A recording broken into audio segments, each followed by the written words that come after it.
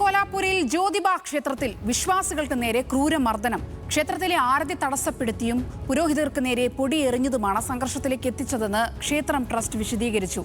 Video വ്യാപകമായി പ്രചരിച്ചതോടെ Kolhapur police അന്വേഷണം ആരംഭിച്ചിട്ടുണ്ട്.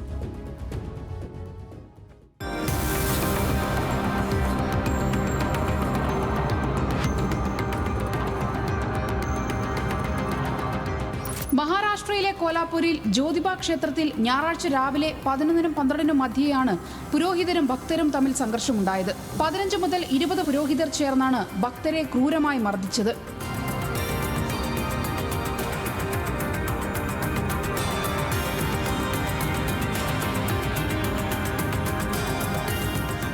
അതേസമയം പൂജകൾക്കിടെ കുറച്ച് ഭക്തർ മോശമായി പെരുമാറിയതാണ് സംഘർഷത്തിലേക്ക് എത്തിയതെന്നാണ് ക്ഷേത്രം ട്രസ്റ്റിന്റെ വിശദീകരണം.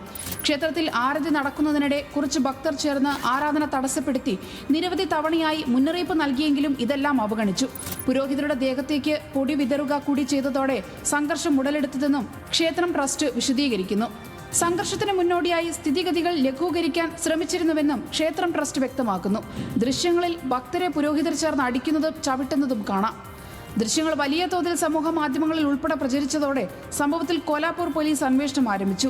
CCTV ദൃശ്യങ്ങൾ ഉൾപ്പെടെ പരിശോധിച്ച് സംഭവത്തിലെ നിജസ്ഥിതി പരിശോധിക്കുകയാണ് പോലീസ്.